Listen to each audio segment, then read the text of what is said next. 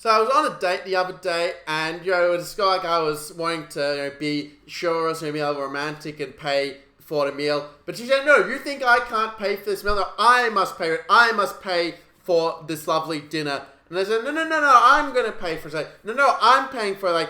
I'm the woman. I'm meant to pay for the man. It's like, no, you got it all wrong. I'm meant to look after you, be all chivalrous and all that. And then we kept going back and forth. It's but it's you got it's say you always pay for next time. No, I know you're just gonna make me pay. You're pay, and you're never gonna give me a chance to pay. I want to put some utility into this relationship. Give some value so I can get some value back. So no, I want to get the utility. I want to give some value so I can get some value back. Are you really so selfish as to deprive me of opportunity to pay for your lovely meal? And so eventually, since we were at a stalemate, butting heads, at the Chinese, after having the Chinese dinner, a Chinese family go, want to pay for the bill, have a big fight over it. Eventually, we decided we didn't want to have that big fight, and blow up in front of all of these people. So we said, you know what, we'll go Dutch. And so we split the bill. And it turns out that in chess as well, that once you go Dutch, have those 2 pawns equal, rather than having one paying and the other lagging behind, that's also how you dominate in chess. Illingworth Chess, the best to improve your chess. What's up, guys? It's GM Max, and this video is all about how to play the Dutch defense. You thought that it would improve your dating skills. Well, it turns out you're not just learning chess, Illingworth Chess, you're also having a good time. So do make sure to smash that like button if you're enjoying this video. Now, what is the Dutch? It's a game from a game we see between Dennis Wagner playing against Sergei Azarov, titled Tuesday, too late 2020.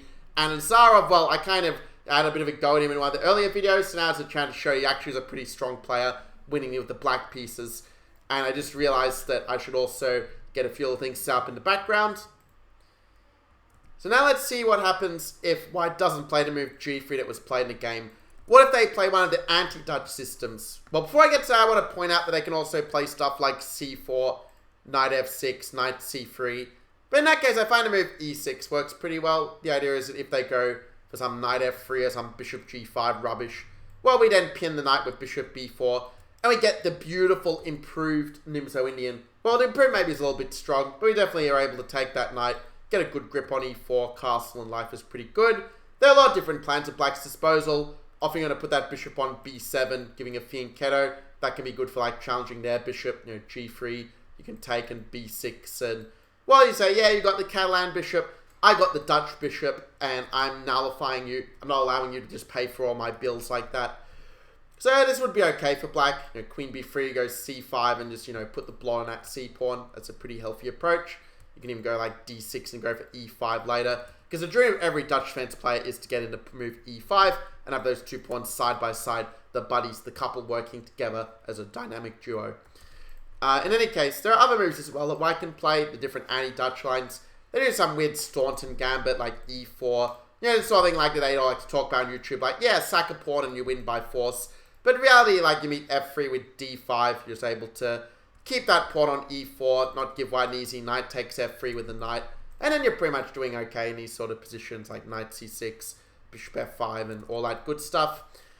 And if they play Bishop G5, then yeah, just make sure not to blunder with D5. But, one creative shortcut is to go G6 and just play it Leningrad style, Bishop G7 castles. Trying to get some nice spicy play, liven up the game like that. What if they prepare the move E4 with Knight C3? Well, then just Knight F6 is a good move. And if Bishop to G5, just play D5. Just don't let them get in an easy E4. And yeah, I know they can double your pawns and it looks a bit ugly, but when you take back toward the center, you get your bishop out actively, like Bishop E6, Knight C6, and you're doing okay here.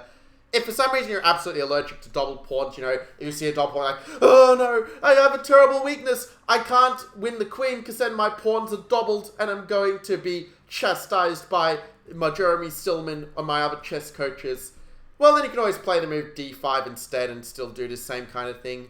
Because if they go Bishop G5, you're not forced to play Knight F6, but you can try to play other moves. But probably still Knight F6 is the best move, if I'm being honest.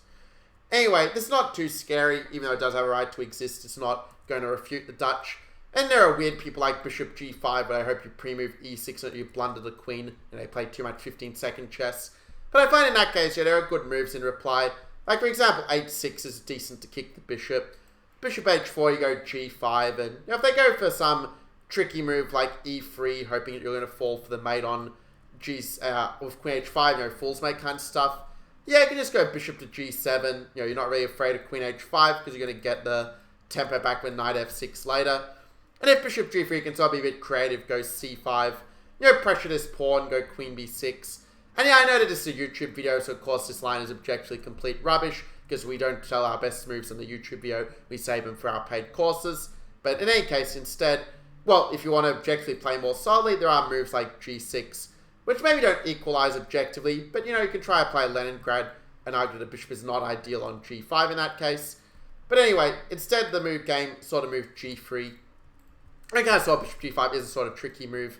Now, if you really want to get this kind of position like knight f6, e6 without allowing some of the anti-Dutch lines I mentioned, I want to point out that you can use the e6 move order. So if they play, let's say, c4 or knight f3, you can go d5 and f5 rather. Avoid these e4 Staunton gambits, just like knight c3, bishop g5 rubbish. And I mean, also you do have to be ready for the French defense. So that's the one disadvantage of this move order, is you do have to be ready for a French. But if you're going to play e6 anyway in the Dutch, it's a decent alternative move order to keep in the woodwork.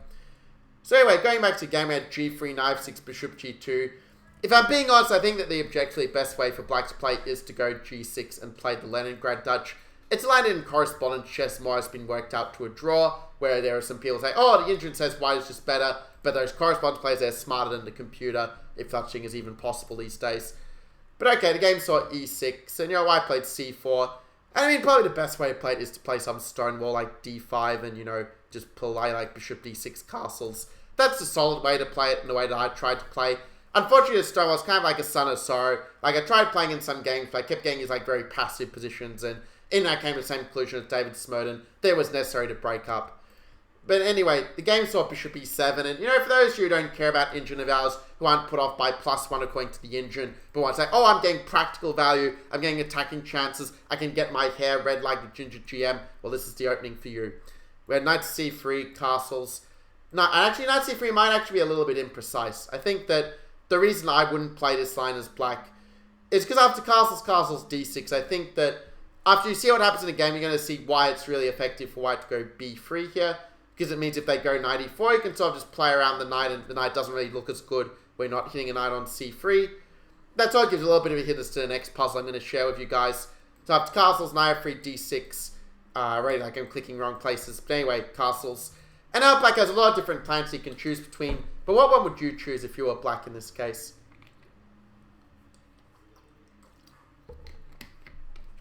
So remember, when I drink the video, that's your cue to pause the video, comment below the move that you would play in this position. And also, do make sure to subscribe to my channel. You can see that little red subscribe button on the bottom right. That's going to allow you to get my videos. Ding ding the notification bell, and that will get my Grandmaster Chess lessons 2 a day in your feed. So well done if you came up with the best move here, which is knight e4. So what's so beautiful about knight e4? Well, I mean, this is sort of why we play the Dutch, where we're saying, yeah, you got your pawn on d4, but I've got the e4 square for my pieces, and all you need is one good square in order to have a great game of chess. You're also hitting that knight. I mean, if white's not careful, we can take that knight, double up their pawns, and have that pawn on c4 as a weakness. They play, I don't know, some troll move like knight e1. Then, yeah, you can take and, suddenly you're getting the pawn on e5, or even play like knight c6 and start to, try to gang up on that pawn, for example. That's one way you can try to be annoying. If they play knight takes e4, then you can take, and well, if they say they bring the knight back, you go d5, and you sort of got a pretty decent stonewall. You're able to build the pawn chain. You can meet f3 with moves like knight c6 and kind of hit back on the center. I mean, white's got a small pull, but black's definitely relatively solid. Moves like e3, e takes f3. You can play different moves like, let's say, a5 and b6, and get that bishop to a nice diagonal, and then your bishop's not necessarily so much worse than a fella on g2 over here. So white's better, but okay, that's why we play the Dutch. We accept when playing the Dutch we're not going to get full equality. The engine will give a small pull, but we get a position where we kind of know a little bit better than the opponent, and where we can say, I like to play sharp openings, no boring Berlins or Grunfelds for me. I play the Dutch because I'm an attacking player, and I know how to attack the opponent's king and get them out of their comfort zone. Well, in the game, Wagner played the move queen c2. This sort of was like the old main line, like before chess engines were good. The computers like to say, yeah, you just do this and you win. And that's what the humans did as well. But after knight c3, white has a little bit of a dilemma. Because if you take with the pawn, yeah, you can get in your dream pawn break of e4, but you're still stuck with these doubled pawns. And by playing knight c6, the reason we put the knight on c6 is that the dream, as I've said many, many times, is to get in the move e5. You know, it's a bit different to the dream I had where I was playing against Mikhail Tal. I sacked a pawn, he sacked a knight, I sacked a bishop in return, he sacked the rook, I sacked the queen, then he sacked 2 rooks to promote a queen. I sacked another rook in order to get a perpetual check with the knight, but he perpetual checked me first with counter queen sack, and then I woke up to, before the Gadmato video could play, of our amazing sacrifice all the pieces game against Mikhail Tal. No, actually what happens here is that after e4, we go e5 and we just... This is a move that you want to play in general. Like, if they end up with some structure like f takes e4 and queen e4, well, then it's just really ugly. Like, white's going to go pew, pew, pew against that weak pawn on e6. You can't really get that weak pawn on c4 so easily. Like, knight 5 is a bit of a shot in the dark, to be honest. And so you should play e5 instead. That way, if they take, the exchanges are in your favor. Rather than taking first and letting their queen get to a much better square, now if they take us, we go bishop f5 and we gain a development with a tempo. We hit the queen, the bishop's active. We can go for fun stuff like bishop e4 or even queen d7. Trade off the bishop, the rook's in the attack. We got the energy, boys. We got the full energy. We're channeling our inner Dwayne Johnson in this case. You know, getting on every single set we can for the full point. In any case, we had the move queen takes c3. Black played the move a5.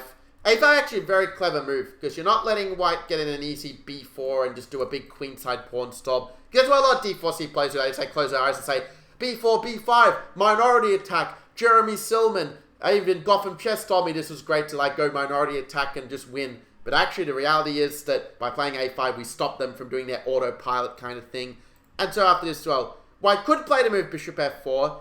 He could play the move rook ac1 and, you know, go for some ec5 and try to, you know, chip away at his center in that way. He could do that.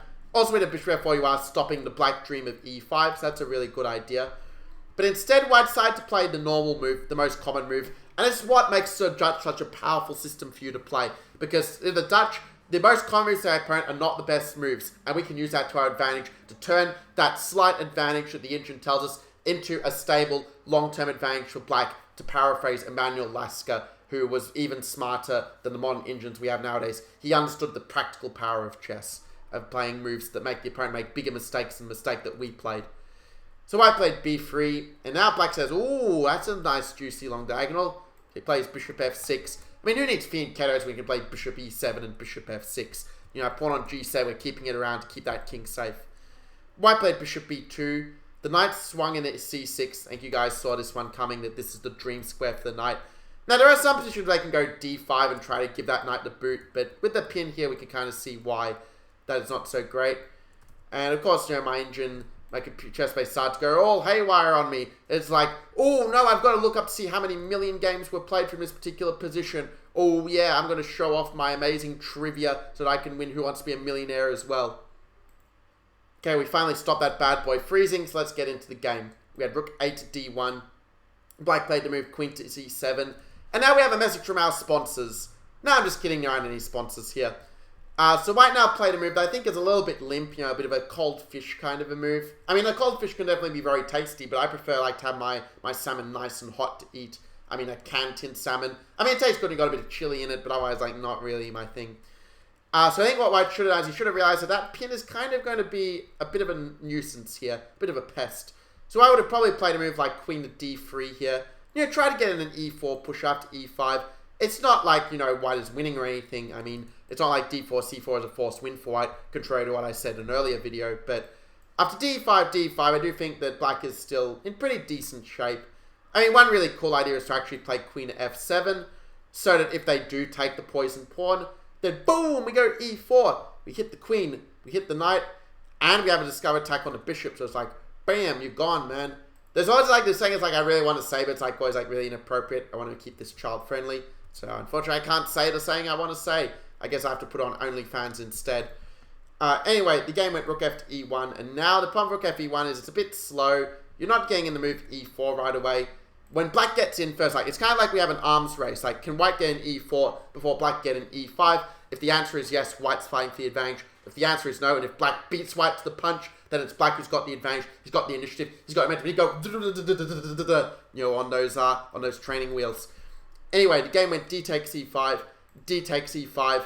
White could have played the move queen to c1 to get out of the pin, but once you get that pawn e5, I mean, look at that beautiful center. This bishop's challenged by this guy. This bishop biting on granite at the moment, and we know how granite tastes. Well, actually, we don't, because we don't eat granite. You can imagine it pretty easily. In any case, we have the move e4, and now after f takes e4, this is where white, he didn't look for alternatives. Like, stop doing these pre-moves in blitz, like rook takes e4 without thinking. Probably as soon as Wagner played rook e4, he's like, oh, no! Oh, I missed it. I could have played knight to d2 and got that knight to that beautiful outpost on e4.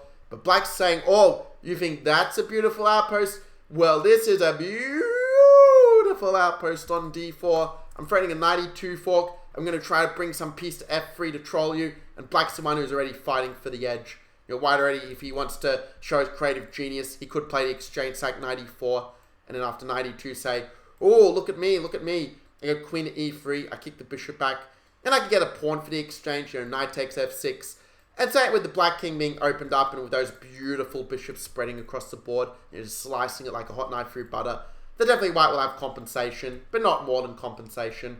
In any case, white play move rook e4, and now we get the dream. We get to live the good life, folks. We go bishop to f5, hitting that rook. The rook tried to retreat.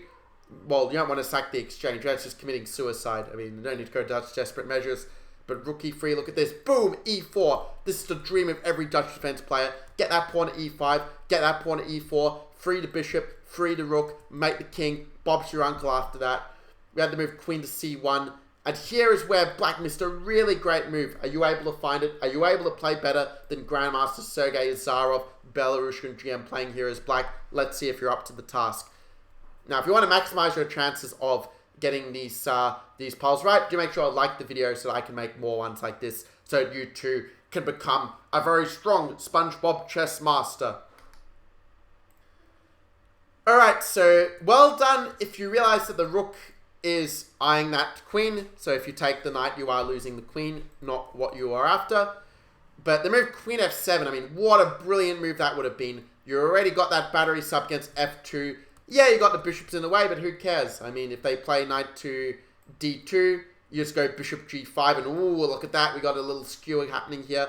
Rook e2, we just bring more pieces in. I could go rook d8, bring the rook on the file. We go knight b4, get the knight to that beautiful outpost on d3. Just wham, we hit this guy, we hit this guy, we hit this guy. I mean, how are you going to deal with that? There's just too much happening at once. I mean, you're not... Because the thing like, most, guys are like, most chess players are like male. And we know that, guys can't multitask. So that makes it very hard to deal with a lot of threats at once when we're playing chess. It's one where women are definitely a lot stronger than us when it comes to chess. But anyway, the game instead didn't see queen f7, but it sort of moved bishop to g4 at this point.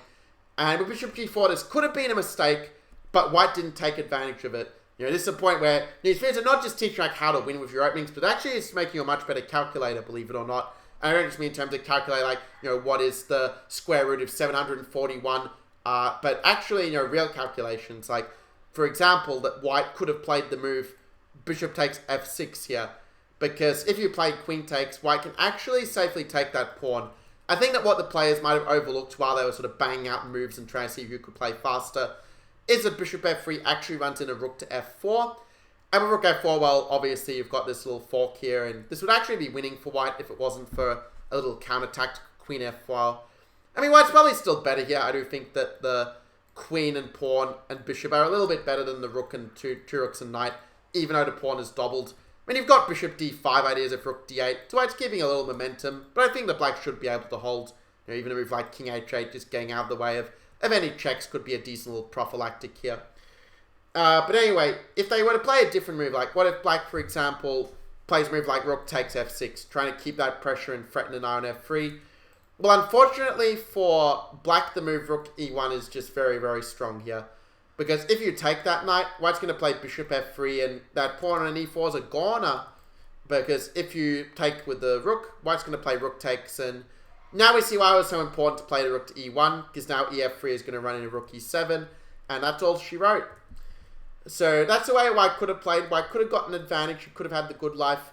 You know, if g takes f6, White could have then still even considered a move like knight to h4 would be an interesting exchange sack, actually. But probably h3 and just putting the question to the bishop. You're using the pin on the pawn is probably the better way to play, because gf6 is kind of opening up your king quite a lot, which in the long term can have some repercussions, like for example being on the naughty list for Santa and Christmas. But anyway, the game saw rook d1, and this is what I'm talking about with chess. Like, this is the way modern blitz works. The way to winning in modern blitz is to make a mistake that leads the opponent to make an even bigger mistake in reply. Can you engineer this? You can try. I mean, Magnus Carlsen's pretty good at it, but he doesn't really share his secrets with me very openly. Like, I tried to, leave a donation on his Twitch channel, but he still wouldn't share the secrets with me. But you can't say I didn't try. So now the winning move for black is... Well, I already mentioned it before. It's queen f7. And, whoa, look at this. We got some nasty stuff happening on that f-file. If white were to play rook takes c4, then we go to kill shot, bishop takes f3, bishop takes f3, bishop takes b2, just captures everything. Look at all checks and captures. Queen takes f3, and black is up a full knight. So that's no bueno for white. If he goes knight takes f to h4 instead, we play not to move bishop h4. I know that you're absolutely itching to double the pawns and, try to win a pawn, but why take, the toy car when you can have the Rolls Royce with bishop g5, hit the rook, hit the pawn. Oh yeah, now white's just completely toast. That's all she wrote. So we had to move knight d2 instead, but black then went takes. He took the free pawn with check. Queen takes f2. Now after king h1, there are a lot of winning moves for black. I mean, rook a d8, just piling the attack on that knight is going to be pretty decisive. Obviously, the pin is really leaving white, ducking for cover. But, bishop f3 also completely winning. If white were to play bishop f3, we see it, then there's going to be a threat of queen at g2 checkmate. Rook g1 is going to hang the rook on e3, so this is no bueno for white. So instead he played knight f3, hoping that, black pre-moved bf6 and that queen f2 would then win. But of course, grandmasters don't fall for these cheapos. And after queen takes b2, Wagner finally resigned. So there you have it, folks. That's how you play the Dutch defense like a grandmaster. You put the pawn on f5, you get that knight to e4, you get your pawn at e5, and boom! We got the center, baby! We go for the attack on the king. e5, e4, bring the bishops out, line them up on the f-file, and that's all. So, do make sure to comment below, what do you think of the Dutch defense? Do you think this is as attractive an opening as what we saw here? And also make sure to like the video if you enjoyed it. I mean, I guess you got to the end, so of course you enjoyed it, right? But do make sure to smash that like button. Subscribe to Illingworth Chess for more Grandmaster videos like this. We got to spread the word out, Illingworth Chess fam. I mean, we're all part of the family here. And, if you want to one day be the consigliere, well, you got to bring some more people in the fold. I'm just joking. Of course, this is not a mob channel. But anyway, I will see you guys in the next video. Have a good one, and good luck playing the Dutch defense.